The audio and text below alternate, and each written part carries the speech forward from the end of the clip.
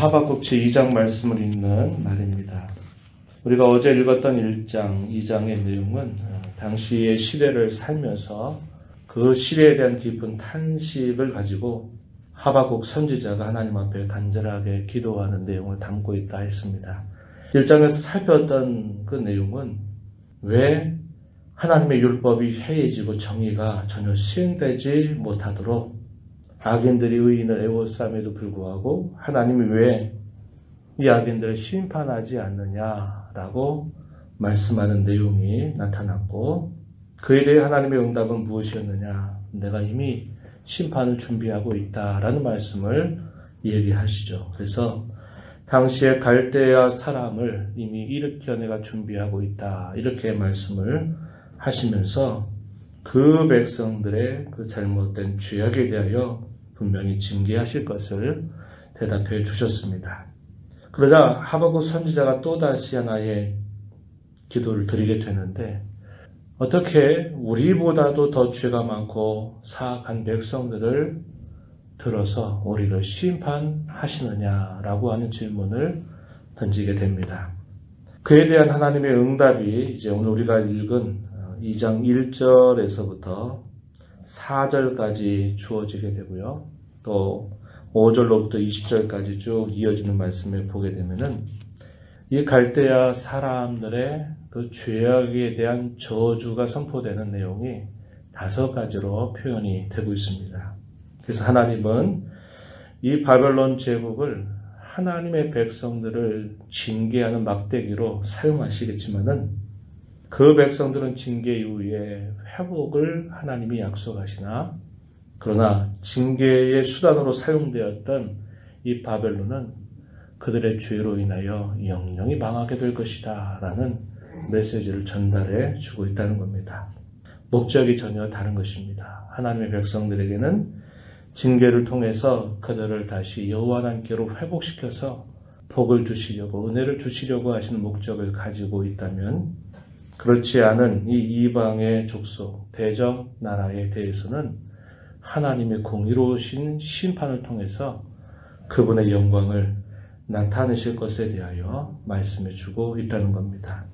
하나님 앞에 자신의 거친 마음을 가지고 그리고 차분하게 기도할 수 없었던 그 시대의 아픔을 짊어지고 간절하게 기도했던 하박국 선지자는 이제 자신이 하나님 앞에 아뢰었던 이 기도에 대하여 어떻게 응답하시는지 이제 마음을 기울여서 하나님의 뜻이 무엇인지, 그분의 응답하시는 말씀이 무엇인지를 듣는 자세를 취하고 있습니다. 그 내용이 2장 1절 말씀에 그 표현이 그대로 나타나고 있는 것이죠.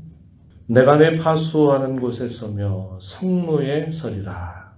그가 내게 무엇이라 말씀하시는지 기다리고 바라보며 어떻게 대답하실는지 보리라.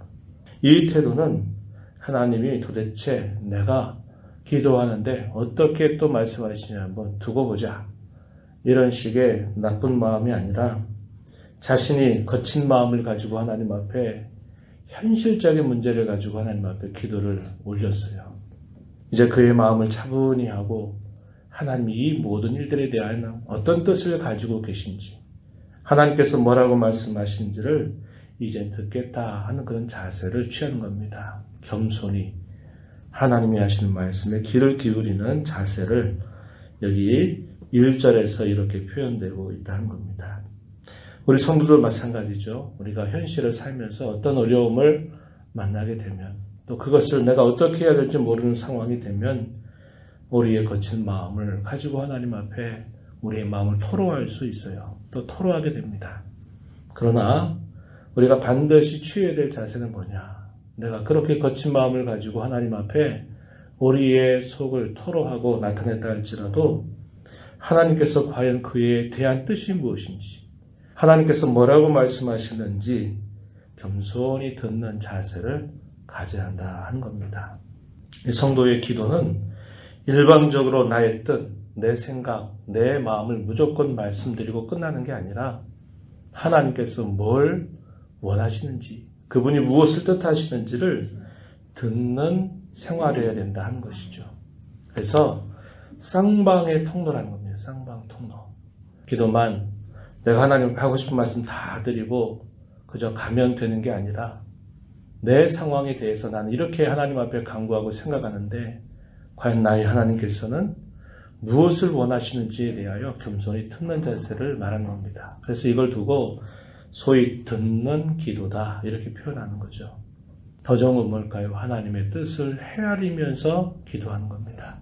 그리고 그 뜻 앞에 나로서는 내가 이해할 수 없고 감당할 수 없지만 하나님께서 내게 깨닫는 마음을 주시고 또 내 본성에는 거스르지만 내가 하나님의 말씀에 순종할 수 있도록 나를 붙잡아 달라고 힘을 달라고 이끌어 달라고 기도하는 자세를 갖는 것입니다.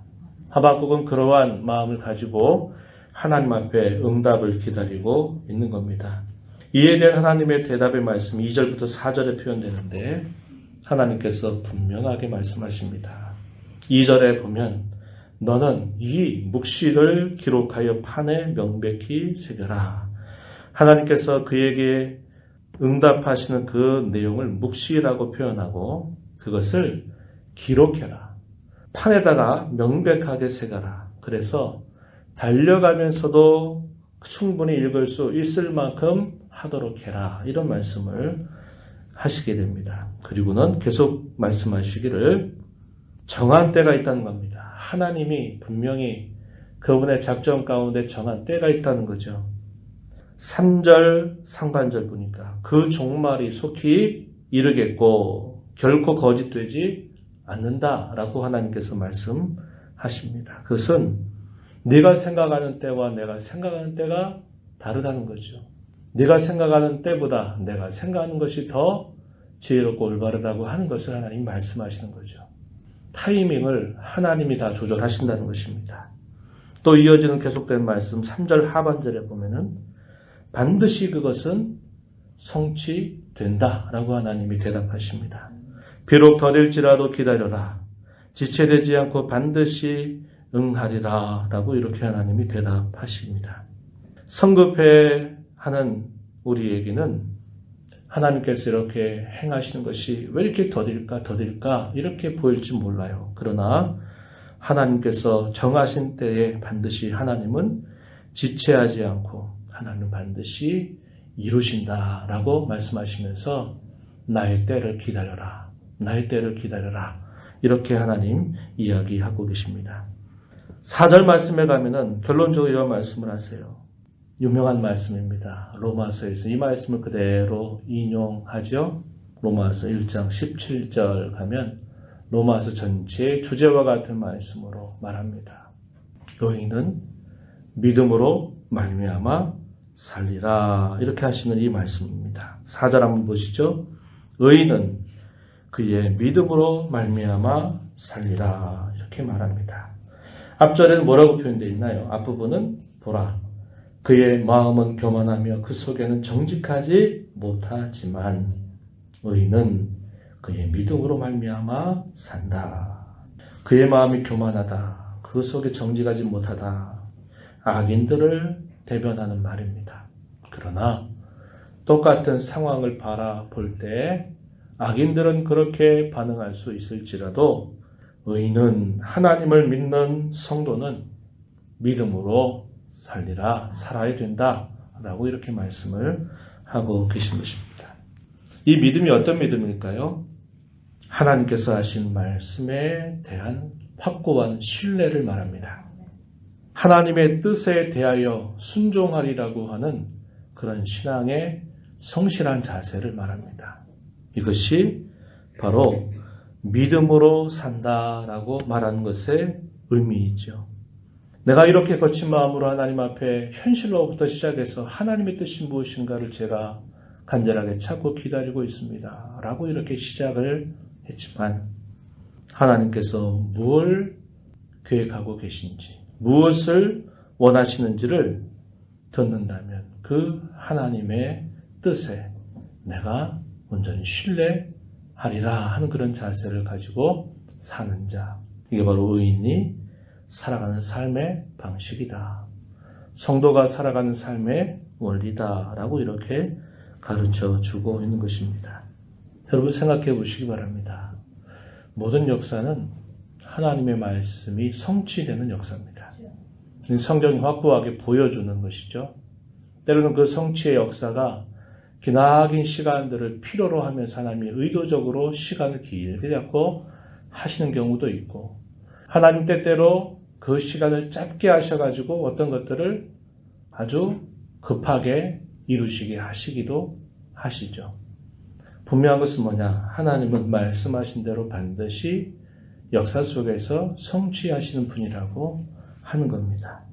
그렇기 때문에 그 하나님을 우리의 아빠 아버지로 모시고 살아가는 성도는 하나님의 말씀이 현실 속에 응하는 것이 더디 보인다 하더라도 하나님이 그렇게 말씀하시니 그 말씀대로 되리라, 그분의 뜻대로 되리라 하는 그런 믿음을 갖고 현실로부터 믿음을 찾아가는 자세를 가지면 믿음을 찾기가 어려워요.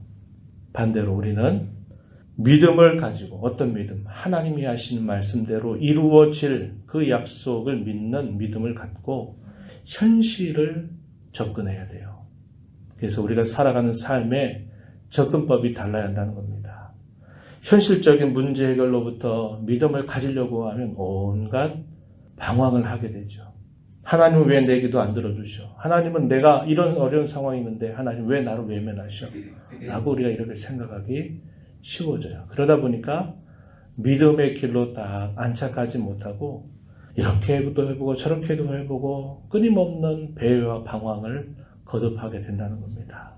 그럴 때 우리는 그 출발점을 다르게 해야 돼요.